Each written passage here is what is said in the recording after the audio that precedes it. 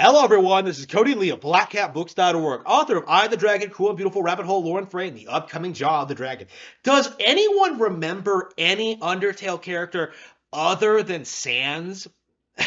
Does anyone does anyone talk about Papyrus at all? Does anyone talk about like the fish looking girl with the trident? Does anyone talk about like the mad scientist character? Does anyone talk about Toriel? Does anyone talk about Asgore? Does anyone talk about like any of these characters that were allegedly icons upon their release in 2015? Does anyone remember them at all? The answer is no. It's a really interesting realization I've had upon like having a lot of people like try and respond to my allegations about Undertale, about its like actual like real life lack of popularity. Like, oh, if it wasn't popular, Sans wouldn't have gotten into Smash Bros. Guys. Toby Fox had his audience like spam Nintendo's inbox with requests to have Sans in Undertale. Like the reason that happened was because at the end of the development cycle for Smash 4, in which Sakurai requested fans to request their favorite characters to appear in Super Smash Bros. 4 as DLC. And that's how we got King K. Rool, right? Because most people voted for K. Rool. Most people, I think, took their favorite characters. They were, most gamers, like real gamers, were requesting their favorite characters from their vast library of games. So, I voted for Alexandra Roivas from Eternal Darkness. I know people who voted for, Sora from Kingdom Hearts, voted for like, actual popular characters that people actually care about, that actually have like a real audience and fan base. But like the Toby Fox audience, the people who only play about Undertale, who only care about Undertale, all voted for Sans specifically. The reason for this is in order to like rig the vote and make it seem that like this specific character was way more popular than it actually is, right? You will notice if you actually look at like go back and like really think about it, like why was no other Undertale character nominated? Was like none of them popular enough? Or did no one care about them? No, it was because like it was Fox's like specific instructions, his specific beliefs that like by centralizing his user base on a specific character, Sans, they would be able to like spam the infeed and get like Sans some representation in the game. And I think that's why we got the costume for Sans and no one else in Super Smash Bros. Because it's the only character that like Sakurai was told like needed to be in the game by like the whoever did the surveys. So basically, my view on it, like it's a lot like a game FAQs thing, where people came out and like just spammed like the vote poll to like make Undertale like be declared the best game ever made in 2015, only for it to like not even be nominated in like the following years. You know what I mean? Like that's the kind of situation we're in. Is that like social media people, pop gamers, I suppose we should call them now. Pop gamers don't really play video games at all. Because if they did, they would have been fans of Smash Bros. And kind of had an understanding of like, what the game really needed. Like, yeah, we did need Sora, we did need Bayonetta, we did need Min Min, we needed a Dragon Quest hero, right? We needed Byleth. We needed like basically everyone that got in except Minecraft Steve. Like essentially every character in Smash Ultimate like deserves to be there, but has like some sort of like long-standing history with Nintendo consoles and their hardware. But Sans does not. Sans did not belong. He shouldn't have gotten a costume. And like, really, I think I've had myself kind of disgusted with Sakurai for enabling Toby Fox as much as he has over the past couple of years. Like, it really needs to stop, honestly. I really don't think the costume for Sans should have gotten to the game at all.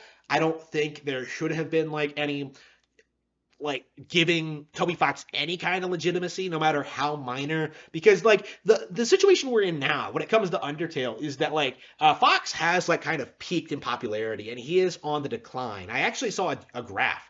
I probably should talk about. Oh, I should probably talk about that at another time. But I actually saw a graph the other day.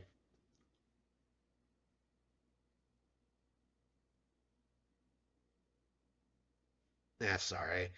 Um, I actually saw a graph the other day about like Undertale's peak popularity versus FNAF's Five Nights at Freddy's, which is a similar indie game that had like an unexpected surge in popularity. Um, it's a situation in which you can compare these two creators, right? A single guy made them. Actually, in Scott's case, he actually did work on the game all by himself. You had like a very small development team. Uh, you had like a similar sort of like popularity surge because of social media and stream culture. Not because the games were actually good, but because like people like Game Theory were like using them to prop up their own content, essentially. So this graph kind of demonstrated that FNAF was always significantly more popular than Undertale. Like it got several releases, it made significantly more money. Scott, I don't think got screwed over until like it came out that he was a Republican, and that like was like poison to his audience, and now I think they've like sworn him off for good. But like in Toby Fox's case, despite being like so much less popular, he's beloved by his community because like he's enabling all the right political views and all the things he's basically like a mouthpiece for like what people think indie games should be in that sense. Like no effort, just cash grabs that we can use to push social causes is kind of my belief. What the It's kind of like my opinion of what like the dedicated hardcore Undertale fan base is like, because they're not enthusiastic about the game itself. What they like is what they can do with it. Specifically, like try to infiltrate Japanese culture and try to influence game developers to make poor decisions and enable a creator that doesn't really deserve any respect. I I'm curious. How much longer can this go on? Because I think it's only a matter of time until we get some like a major slip up from Fox, or maybe he gets too old, or maybe like the Undertale fan base just grows out of it. I don't know. I don't know how much longer he can keep this up realistically, because with Phil Fish, like when he was propped up by the industry, like it felt like he was going to be around forever, right? Because he was always there, like shit talking people on Twitter and being an obnoxious motherfucker, like a guy. He was trying to be obnoxious on Twitter, attacking Japanese creators. And what happened? He gets into an altercation once, and then he's just gone, right? Like he just disappears. He's off the internet. Nobody talks about him. Nobody remembers Fez because nobody played Fez. Just like how nobody actually played Undertale. The issue with these people is that they are known for being popular and not for their actual games.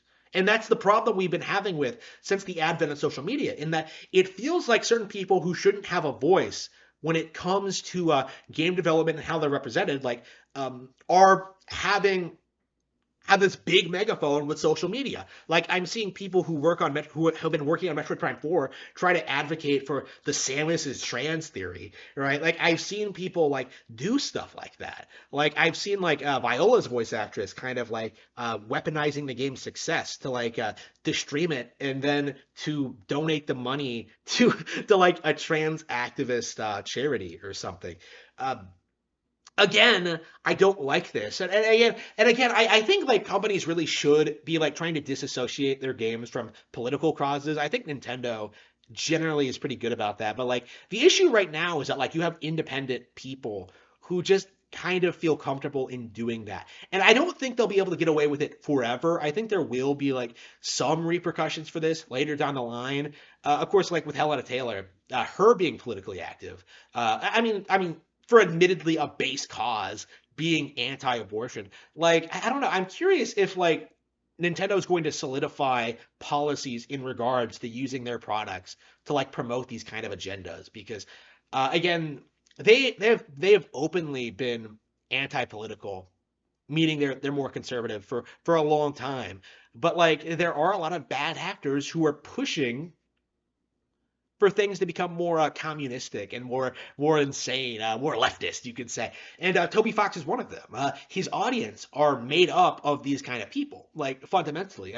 Nobody who actually enjoys games enjoys Undertale. It's all about like subverting the culture and using it to weaponize it for their own causes. And it's not really going to work, honestly. I really don't know what they're trying to accomplish with this. Like who cares really if Sans from Undertale is in Super Smash Bros. As a costume. I certainly don't. Like fans of real games, fans of Devil May Cry, Doom, Mega Man Zero, like those guys were angry that they didn't get a costume because they thought they deserved better representation. But somehow Sans getting a costume is makes the character seem, oh, he's so great, guys. Oh, he's so popular. No, he's not. Undertale was never popular. It was never a big deal. It never will be a big deal. And Toby Fox is well on his way out.